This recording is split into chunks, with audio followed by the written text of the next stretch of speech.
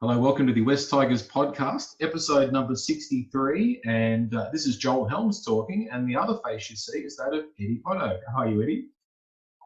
G'day, Joel. This is a little bit different. Thanks for setting it up. Let's see if it works now. Yeah, that's right. Every time it's like going to the moon. You don't really, until you start flying that way, you don't know what problems you're going to come up against. But hopefully this all works smoothly. But it is the age of Zoom. Are you making sure that you're staying indoors and not going out too much?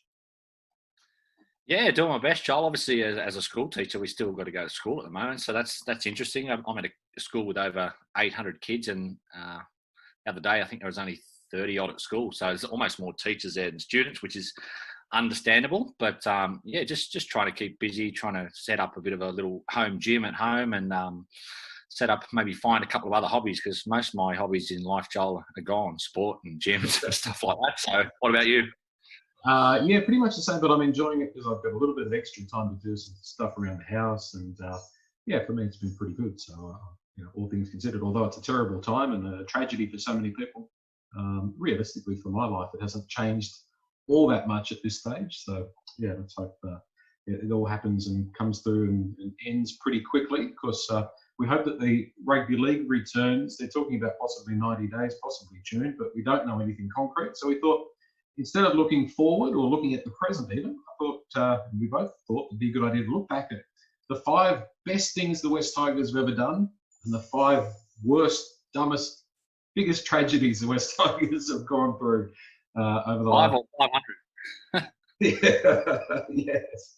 Well, I must admit, it was an easier time for me putting together the things that haven't worked out than the really good things, which is pretty sad to say. Yeah. What do you want to start with? We're going to start with the grim stuff or the good stuff? Let's start with the grim stuff. Okay. Well, do you want to do sort of a 5 to 1? Do you want to give me your 5 in order, or start from number 5 or 1? Well, I've got at number 5 the Ivan Cleary recruitment. Yeah, I had that in my 5. It wouldn't have been number 1, but I put it down, Joel, as the 2018 splurge. Yeah, exactly. It was not very well thought out, I don't think.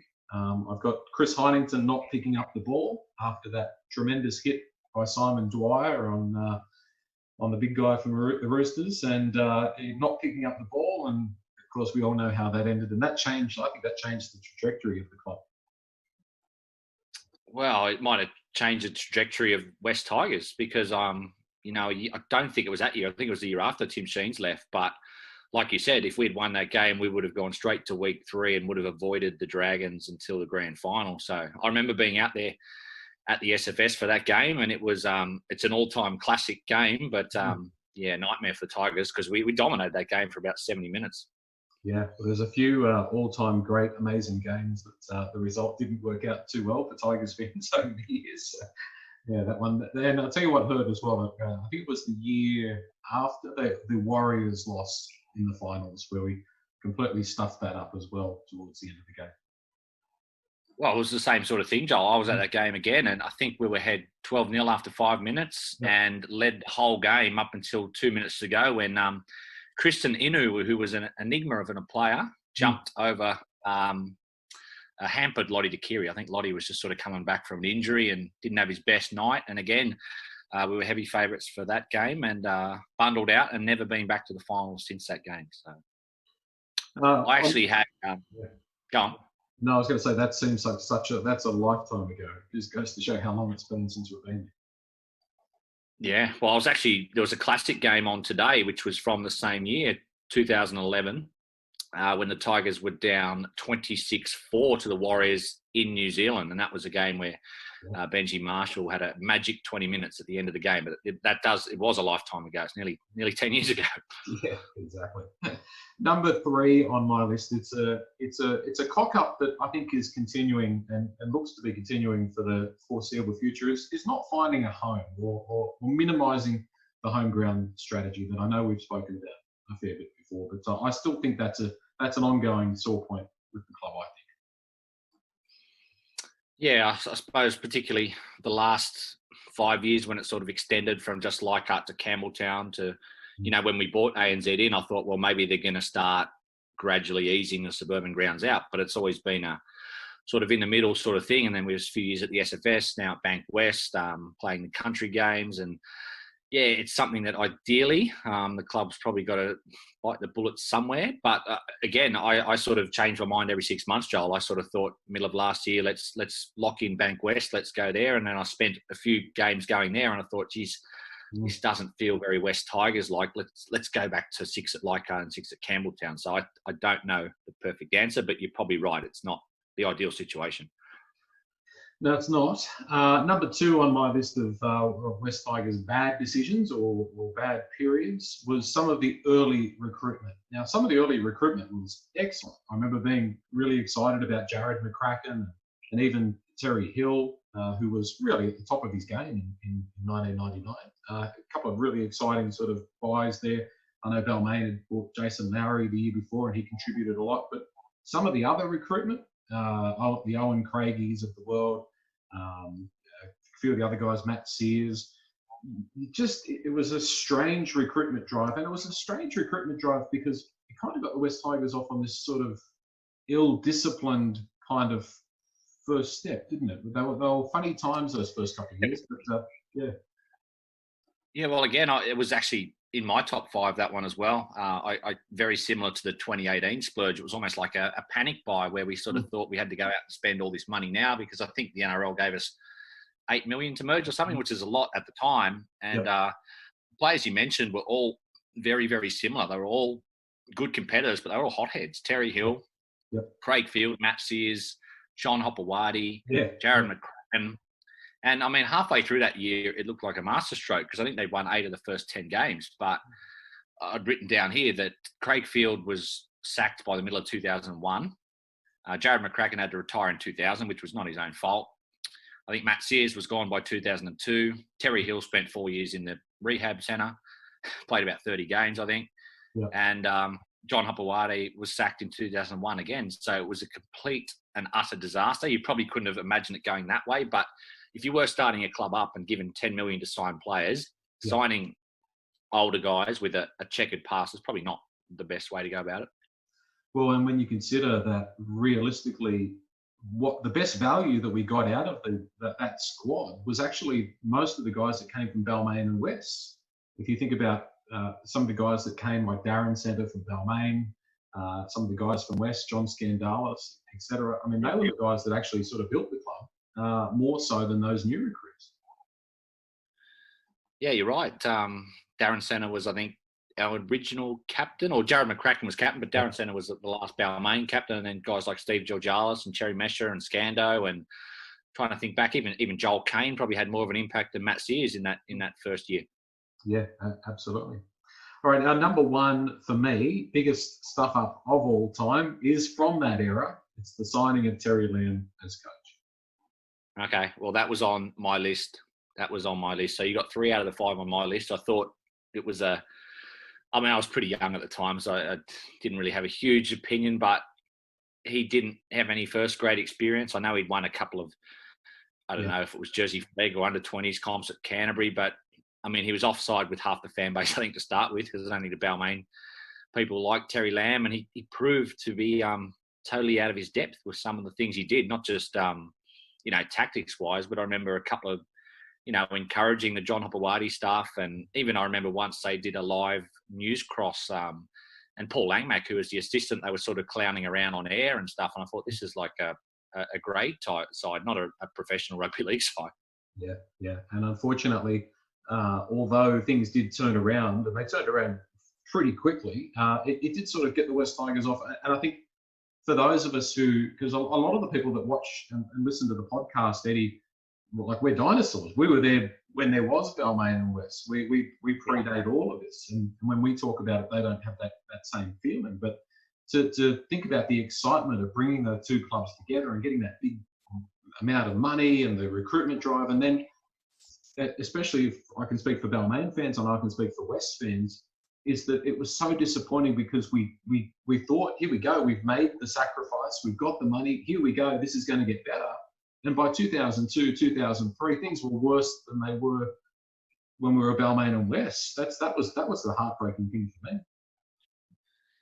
Yeah, I suppose it begs the question. I mean, Wayne Pearce did a pretty good job I think most Balmain fans would think that in the late 90s was not much cattle, but was he the ideal coach to start the merger off, maybe?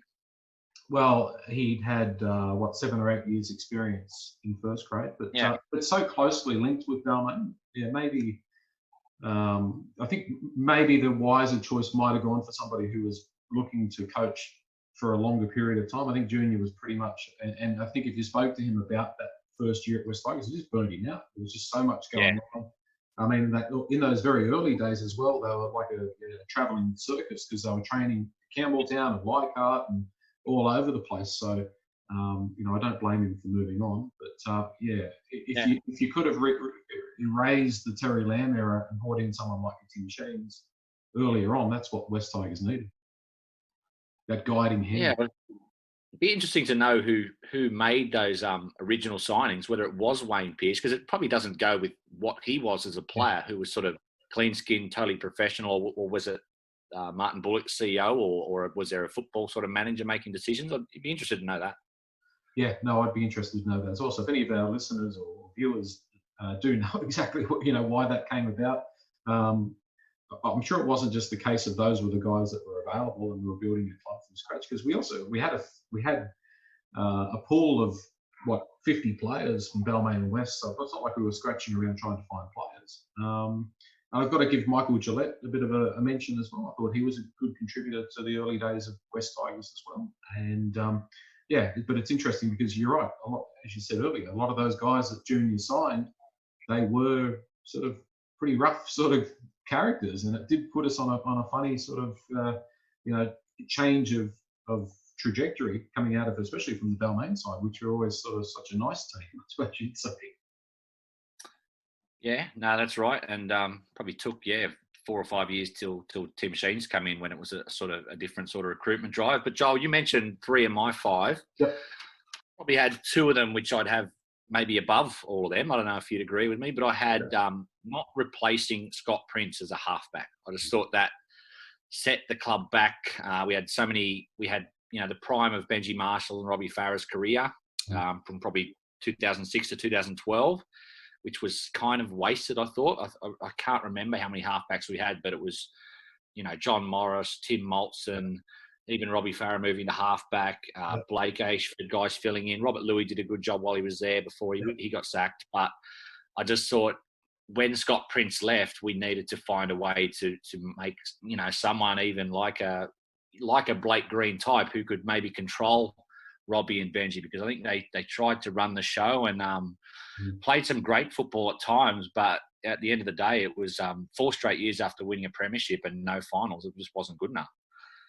Yeah, it wasn't, and there's no excuse realistically. I mean, I think if you look at it from the holistically, I think that culture was an issue. I think a club that comes through and wins a premiership and then doesn't back it up for the next 4 years, aside from players coming and going, and Scott Prince was obviously that was a real disappointment for the club losing him. But the fact that we won that premiership and weren't able to build on it is a sign of maybe sort of a weak culture, I think, in those days.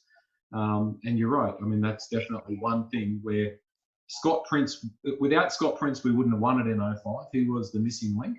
And to a large degree, we've still not really got that same sort of general in there at halfback. And that's no disrespect to Luke Brooks. He's a good running player and he's a good player in himself, but he's not Scott Prince.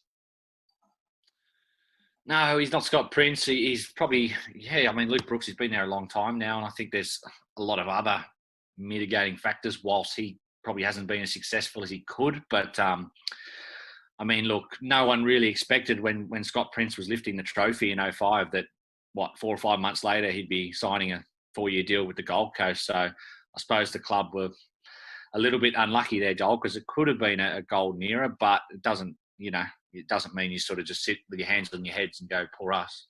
Yeah, but it's still the pain of that loss of Scott was definitely still there, because he was number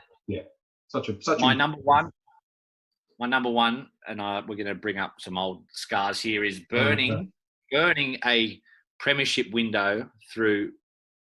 I don't know the right way to put it, whether it's backing Jason Taylor or I'm not saying backing Jason Taylor over Robbie Farah, but just completely destroying what could have been, I think, a premiership window with guys like Tedesco, Moses, Woods, Addo Carr, Andrew Fafita, Ben Teo, like just a litany of just, I don't know if it was poor coaching or just a club that was sort of forever changing CEOs and boards and whatever, but just the amount of good players that have ended up playing for other clubs, winning comps, playing finals, it hurts as a West Tigers fan. It does, yeah. And it's another sore point in West Tigers history. We've made the finals 3 years out of 20. And it's because we've just never been able to build on top of anything. We had a really good squad there back in 2010s, 2011s. We had extremely experienced coach, and then to go with, Mick Potter was probably not the right choice. I think he's a nice guy. I think he had a good team there for a while, but we needed to replace Tim Sheens with somebody who was experienced and tough and knowledgeable, and I just don't think Mick Potter was the man. I don't think the club could have dealt with the Robbie Farah issues any better, but I don't think you would have had the Robbie Farah issues if you'd appointed somebody who wasn't Mick Potter. I think if you'd appointed an experienced coach at that point, Robbie might not have said what he said to Gordon Tallis, which was basically that Mick Potter can't coach, and that was how that all came up. And then, Jason Taylor. That was again not the right coach for this club. This club needs. We have had success under Tim Sheens because the club needs somebody who can grab it by the scruff of the neck and be a leader. Yeah, good point. And those guys, I didn't think Mick Potter did a bad job, but I thought he's probably wrong place, wrong time. Yeah. And at that point, I don't know if anyone could have succeeded back in about 2013. But by the time we got to 2016 and we had a good young roster, some of the best young players in the game. And if we had Michael Maguire then, I reckon he could have won a premiership with that side in the next 3 years from 2016 and instead of having to burn everything and start again. Yeah. Well, it hurts that it happened once. The fact that it's happened twice is a real bummer. Yeah. Yeah, well, maybe we get a third chance. Should Michael Maguire have some money to spend, hopefully, next year? Yeah, exactly. Should we get on to more positive things? Yeah, let's do it. How about your best, was it best 5 moments or best 5 decisions, is it? Best 5 decisions / moments. The real positives for the club. I thought the World Sevens win was and remains a real special moment for the West Tigers, because it was sort of that moment where the Tigers came of age. And it was where we saw Benji Marshall for the first time. And it gave West Tigers fans some hope, and old Balmain and West fans as well. Fair point. I didn't have it in my 5, but I kind of half forgot about it. But at the time, it was it's the only other trophy you could play for besides the NRL, really. So it's even though it's a bit of a Mickey Mouse competition, I think it was the last ever World Sevens. So it's probably still in the cabinet at Concord somewhere, Joel. Yeah, reigning World Sevens champions. Had that at number 5. Number 4, something that I think they got right from the get-go is the branding of the club. The logo, the colours obviously was by default because Balmain and West, and that was one of the great reasons why it came together so nicely. But the branding of the club is fantastic. It is such a valuable brand, and the amount of potential that this brand continues to have today is incredible. And it's something that, from the guys that designed the logo all the way through to now, it is such an attractive and just powerful sort of colours and logo. Absolutely. I think, the Tiger logo and the West colours, it all work, the black and orange and white, and sort of leads into one of my top 5, which was just not so much the branding, but similar, like just sticking together. Like, when West back in 99, when the merger was going to happen, they were sort of probably more on their knees than Balmain. And then, shoes on the other foot, 15 years later, Balmain are broke. And then, West by rights maybe would have had an opportunity to try and cut all ties with Balmain. But we've seen what's happened with the West Ashfield taking over, the sort of, filling the void there. So I just think, even though it's been majority tough times for 20 years, the fact that the club has stuck together, and we've seen other mergers fall apart in a couple of years, and some that might never work. I know when this NRL comes back, Joel, if it comes back not for 12 months, I'm sure there'll be people saying, let's merge Cronulla and Saints, let's merge east and south, but you wonder if those sort of mergers of teams that hate each other would actually work. Whereas even though West Tigers haven't been successful, I think we've stuck together throughout it. Yeah, yeah. I think that I think that we've got stronger off the field as the longer the joint venture's gone on. And I think if generally with a joint venture, if you can survive the first decade, then it takes on its own. It takes on its own presence and its own personality and its own. Yeah, it becomes, because the Balmain and West Days now are starting to fade. And as I mentioned earlier, there's this whole new generation, probably the second generation of people who only know it as West Tigers. So yeah, that's the trajectory that the club's on. So yeah, it's been for me personally, it's been a fascinating journey to, as I've said before, to have voted for the merger, to see it born, and then to have watched it grow and change and shape and be a difficult teenager and disappoint many times over. But it's been a great experience in my life to watch the club develop. Yeah, well, I was 18 back when we won it in 05, and remember going out that night and thinking, oh, this is going to happen every year. But I know if we ever get that point again, it would probably mean a lot more as a fan because of what the club's been through. Yeah, exactly right. I had 3 to go. Yeah, I had one that was a little bit more current at number 3. I've got the signing of Michael Maguire as coach. Yeah, I think fair enough. I think we needed, like you said, a hard-nosed, experienced NRL coach who's going to come in and tell it how it is. And I think he came in at a time.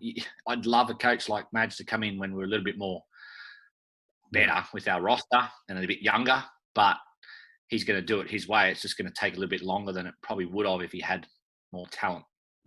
Yep, exactly. I'll keep going. I had number 2. Absolutely something that can't be overlooked is the value of the Keebra Park connection, especially in those early days, to get the likes of Benji Marshall. We've got some good players out of Keebra Park over the years. Yeah, got right.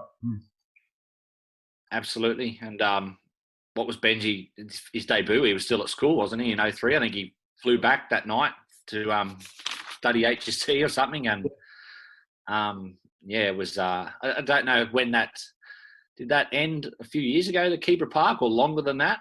Yeah, it's happened in the last 5 years, I believe, which is unfortunate. Yeah. I didn't have that in there, but I've got I had Tim Sheens in there, Joel. I'm sure, I don't know if you've got that in, but I said signing Tim Sheens in 2003, because even though it ended on a sour note, like you said before, he was the man who came in and took the club by the scruff of the neck, and there were very little sort of board squabblings and that when Tim Sheens was there. Either side of that, there's been a lot, and he just seemed to get the pathways going, Joel. We had so many local juniors come through at the same time, and even though we weren't necessarily recruiting big names, we still had good young players coming through, which has really dried up the last few years. Yeah, and given the junior nursery that the West Tigers has at our disposal, the fact that we haven't had more really strong juniors coming through is a great pity. And it's actually ironic, Eddie, because on my list I've got at number 2 the signing of Tim Sheens, but at number 1 the juniors that were nurtured in that 2002 or 2000 ball. Terry Lamb, you've got to give him some credit. He set up the West Tigers Cubs, which did help get the likes of Dean Hallertau and all these other Bryce Gibbs and Liam Fulton. Did get them coming through. So I think that was the best thing we ever did, was just investing in the juniors, and that's what West Tigers has got to do: invest in young players and nurture them and bring them through. And then, well, hold on to them too would be nice, but yeah. Got to get them first. Yeah, well, it's nothing's ideal at the moment, but that's what we've got to get back to, is the junior leagues and identifying young guys who are on the rise with such a big development catchment area. That's an advantage we have over other clubs in Sydney, the breadth of our club and where we play and train and our sort of borders. But yeah, it's sort of something it's really, really dried up the last few years. I just love someone like a winger or someone young with pace to come onto the scene, like a Chris Lawrence did in 06, or guys like Liam Fulton and Dean Hallertau in 2003. And sort of that really helps your salary cap, Joel, because you can sort of get those young guys on small contracts to start with, instead of having to go and buy these journeymen on overs deals. Yeah, absolutely. Well, let's hope that's the future. There seems to have been some moves in that direction in the last couple of years, with some hopefully exciting youngsters coming through and recruiting guys like Jake Simpkin out in Queensland and Tommy Tallow and the like. So fingers crossed that we see this new wave coming through and creating the change that is, well, if you base it on the Newcastle debacle, very much needed. Yeah, you pretty much got my list there. I had signing Scott Prince / Gareth Ellis in there as well, because I thought they were both big difference makers. I think, if we had half decent halfback when Gareth Ellis was there, we would have turned two of those top four finishers into, at least one premiership. And, Scott Prince only played 3 years at the club, but he turned into a leader when he was there. I mean, I remember when Mark O'Neill got injured, and Prince's first year, he was decent, but sort of didn't, for me, look like he had that leadership qualities. Whereas when he took the reins in 2005, he really grew. He became more vocal and the real leader, so that when O'Neill came back in, even though everyone loved buckets, I think it was a no-brainer to keep Scott Prince as the captain in that final series. Yeah, absolutely. I think in 2004 he was coming off that broken leg, which affected him a fair bit. Yeah. But, 2005, it was, without doubt the best year of his career. And so many things came together so nicely. I mean, look at Brett Hodgson's career. That was just his golden period as well. And, that was good times. We just need to get back to some sort of resemblance of those good times. Yeah, we do, Joel. It's I was hoping it was going to be in 2020, but maybe it'll be 2020 season in 2021. I don't know at the moment. There's always next year. There's always next week for the West Tigers podcast. Thanks, Eddie. We'll see you soon. Thanks, Joel. Have a good week.